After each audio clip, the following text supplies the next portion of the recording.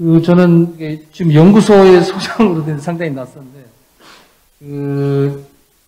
저는 진보당 경남도당 지방자치위원장을 겸하고 있습니다. 좀 전에 우리 조병옥, 아까 발제할 조병옥 회장님 텃밭 얘기 나갈 때 깜짝 놀랐어요. 금지한다는데, 창원에 아마 난리가 날 겁니다. 왜냐면 창원에 있는 이제 대기업에 다니는 노동자들 중에서 상당수가 텃밭을 가꾸고 있는데, 그 텃밭이니까 그러니까 말하자면 농업진흥지역 외 지역에 다 이제 대부분 있거든요. 도심 안에 많습니다. 도심 안에의 뭐 농적 간부들만 그런 건 아니지만 거기 가서 텃밭을 짓는 이유는 두 가지죠. 하나는 이제 취미생활도 있지만 하나는 땅 투기도 있습니다. 그래서 창원에 아마 아까 뭐 연구원님 좀 전에 있으면 연구원님 말씀하셨지만 조사를 하면은 곡소리 날 사람들 천지빛깔이다 해서 하면 안 된다고 누가 나한테 얘기하더라고요. 그리고 또 저도 최근에 이제 서울에 있는 이제 아버지가 연로하신데 전화가 왔어요. 네, 저희 이제 큰 집하고 아버님하고 이제 할아버지한테 물려준 이제 땅이 있는데 저한테 얘기도 안 하고 이제 다 팔고 이제 가난한 집안에서 이제 땅 조금 있는 거 가지고 이제 아버지 형제간에 이제 나눠야 되는데 아버님이 연락하신 거 저한테 전화 온 거예요. 이거 어떻게 했으면 좋겠냐 이제 당연히 그럼 아버지 그거는 재산 타대해 주고 왜 안 받습니까? 그러니까 예전에 장자한테 다 줬잖아요. 그러니까 아버님 모신다고 그래서 아버지 생각도 안 하고 있었는데 등기가 이제 안 되니까는 이게 동일해줘야 땅을 팔 거 아닙니까? 그래서 결국에는 이제 연락이 와서 아버님한테 연락이 왔고 저한테 연락이 왔는데 퍼뜩 드는 생각이 뭔지 압니까? 그 땅값이 얼마일까? 그 땅값이 얼마일까? 경기도 이천이거든요. 경기도 이천이면 상당히 개발에 가까운 지역일 수도 있는데 그래서 땅값이 얼마일까? 이런 생각이 퍼뜩 들더라고요. 이게 사실 대한민국 국민들의 일반적인 정서입니다. 이게요. 그죠? 그래서 우리가 LH 투기 사태가 터졌을 때 한편에서는 자꾸 땅 받는 게 뭐가 문제야라는 생각하는 정서가 한편이 있고 한편에서는 개자식들 이런 개념 이 두 가지 정서가 같이 묶여 있는 게 대한민국 현재의 실정입니다. 대한민국 부동산은 농지든 농지라면 죄송하지만 농지의 일정 부분이죠. 농지든 산업 용지든 그다음에 주거 용지든 간에 이것이 주거의 목적이나 농업의 목적이나 이런 살아의 목적이 아니고 부동산 투기의 목적의 경향이 굉장히 강하다는 겁니다. 대한민국 그렇게 형성돼 왔고 투기공화국으로 왔고 부동산 공화국으로 왔기 때문에 그런 문제를 근본적으로 개혁하지 않고 어떤 농지에 대한 경자이전의 원칙을 지키고 부동산 투기를 색출하고 발버둥하고 이게 가능하지 않다고 저는 생각하거든요. 그러면 지금 시기는 어떤 시기냐? 여기도 써놨습니다만은, 지난 이제 90년도에 일기 신도시의 투기조사할 때하고 2005년도에 이기 신도시 투기조사할 때 전부 대부분 다 개발사업지 대상지의 농지들이 대부분이었습니다. 농지 매립지 이랬죠. 이때 보십시오. 이때 이 적발된 사람들이 1990년도에 13,000여 명이 적발돼서 987명이 구속됐고요. 2005년도에는 15년 뒤에는 2005년도에는 15,000명 적발해서 455명이 구속이 됐습니다. 15년 뒤에 이 문제가 또 터진 거예요. 여기에. 그것도 LH 농지 전용 농지 투기에서 발생한 거 아닙니까? 이게 주기로 오는 게 아니고 누적됐던 것이 어떤 사건을 계기로 다 폭로가 되는 거죠. 이게 수없이 오랜 동안 이어져 왔던 현재의 부동산 투기 공화국과 부동산 공화국을 어떻게 할 것인가의 문제에 대해서 아주 깊은 고민을 하지 않으면 안 된다. 근데 지금 이걸 손대지 않으면 안 된다는. 그래서 저는 제가 경상남도 공직자 및 직무 관련자 부동산 투기 방지 조례를 제안하면서 지금이 부동산 혁명을 할 때다라고 생각하는 거죠. 토지 혁명과 부동산 혁명을 해야 될 때다고 생각하는 거죠. 우리 1945년도에 농지개혁한 이후에 대해서 근본적인 농지개혁이 토지가 없었잖아요. 지금이 그럴 때다. 이제 농민들이 주장하고 있는 경자이전의 원칙이나 그다음에 토지의 공공재로서의 토지의 어떤 공개념의 적용 문제라든가 이런 문제들은 지금 선보지 않으면 안 되는 시점이 됐었는데 이 보시면 알겠지만 지난 3월 2일 날 LH 부동산 투기 터지고 난 다음에 지금 2달 이상이 흘렀어요. 지금 있지 않습니까? 2명, 3명 구속되고 끝이 그냥 지나가고 있습니다, 지금. 이거 결국 뭐냐면은, 현재의 어떤 문재인 정부나 현재의 국회나 이런 정치인들이 갖고 있는 이 농지에 대한 생각, 토지에 대한 생각, 부동산 생각이 근본적으로 바뀌지 않는 이상은 이것은 불가능한 거 아니냐, 이렇게 생각이 든다는 거죠.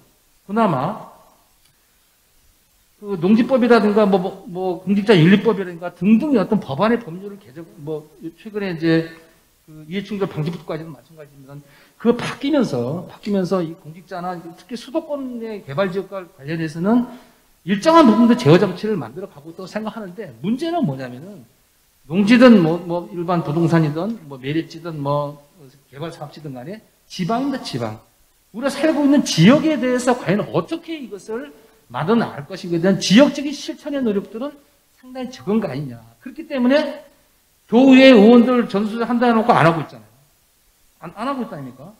그 다음에 그 경상남도나 창원시 등등에서 공직자들 전수조사 한다 해놓고 난 다음에 경상남도는 4명, 창원시 3명 발표했는데 전부 다 얘기하는 게 투기 의혹은 있지만 이것이 직무관련이 아니더라고. 전부 다 발표 다 빠져나가는 거예요.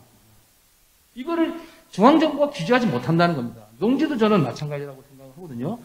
그래서 사실 오늘 저한테 주어진 주제가 만약에 그 농지 이용에 관련된 이런 그 조례 제정이라든가 이렇게 됐으면 아마 좀 더 쉽게 같이 논의할 수 있는 부분인데 누가 그 조례 문제를 논의한다고 하길래 내가 이제 공직자 문제로 넘어왔는데 지금 저는 크게 보면은 지역에서 이런 규율하고 규제하는 이런 방법을 3가지로 생각했습니다. 하나는 뭐냐면은 그 농지 이용 실태와 그다음에 전수 조사에 관련된 조례를 한 축으로 제정하고 또 한 축에는 공직자들 및 공직자와 직무 관련자까지 포함한 부동산 투기 방지 조례를 만들고 또 하나는 의원들, 각각 시군의회 의원들의 윤리강령 조례를 만들어서 이 3가지 조례를 통해서 지방에서 이 부동산 투기나 이런 것들을 규율해 나가야 되지 않느냐. 이런 노력들이 전국적으로 한 군데도 되는데 없습니다.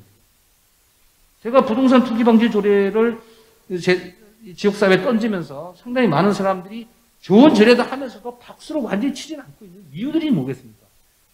이게 현실적인 문제거든요.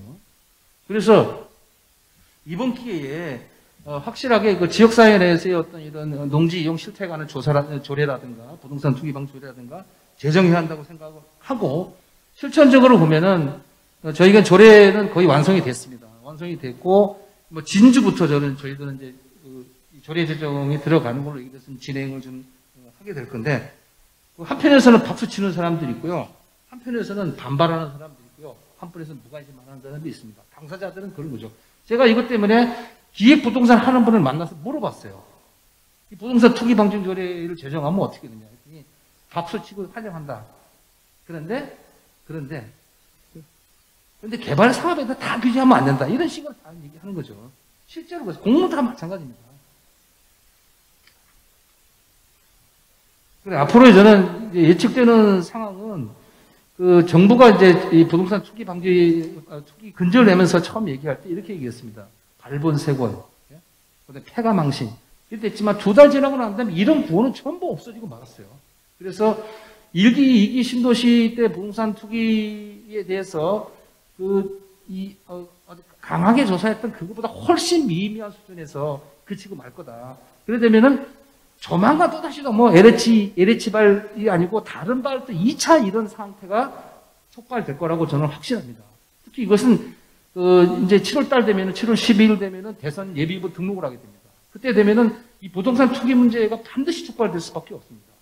그러면 그때 가서 또다시 또 이런 데모를 하고 또다시 문제 제기를 하고 그래야 되는 거냐? 저는 그렇다고 생각하지 않습니다. 그래서 지금부터 지방에서 지역 차원에서 좀 전에 말씀드렸던 농지 이용 실태 전수와 관련된 조례하고 부동산 투기 방지 조례하고 무언 윤리강령 조례 이 3가지 조례만큼은 추진해 놔서 예방적으로 우리가 준비를 해야 되는 거 아니냐 이런 말씀을 드리는 거고요. 누가 할 거냐는 문제에 대해서는 저희가 앞장서고요. 농민회나 지역에 있는 진보연합이나 제10의 사회단체들이 이런 조례를 제정하기에는 운동본부에 같이 결합을 해서 만약에 그런 사태가 발생했을 때의 문제를 제기하는 게 아니고 지금 터져 있는 상태에서 지속적으로 문제 제기하면서 이 문제를 해결해 나가야 되지 않겠느냐 이런 말씀을 좀 드리려고 합니다.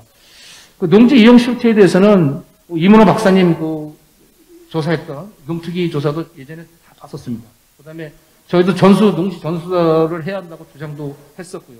다 했었지만 실제로 그것이 진행되는 속도나 하는 걸 봤을 때는 안 할 거라고 저는 생각을 합니다. 지나갈 거라고 생각하죠.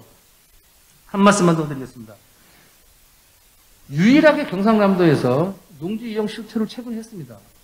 그렇죠. 농업기술센터에서 창원시에서 농지 이용 실태, 농지 투기나 특혜 의혹에 대해서 특별 점검을 했습니다. 그래서 5월 6일 발표를 했죠. 그 발표 내용이 이런 거였습니다. 센터는 최근 3년 사이에 소유권이 바뀐 농지 중에 소유주가 다른 시도에 거주하는 농지 1692건을 대상으로 점검을 했는데 다른 시도에 있는 사람들의 소유한 걸 얘기하는 겁니다. 그러나 거기에서도 또 불법 형질 변경이 8건, 휴경이 112건, 농지연보 공고자료 미주치가 310건, 총 430건을 적발을 했다는 거거든요. 이거는. 그래서 창원이 사실 도시분교에 그 농지들이 많이 있기 때문에 농지 실태를 만약에 창원에서 지금 뭐 다른 시도에 거주하는 사람은 대상이 아니고 창원 경남도에 거주하고 있는 사람들을 대상으로 해서 조사를 했다면 이거보다 훨씬 많은 이런 그 불법 농지 소유가 적발이 될 거라고 생각하는 거죠.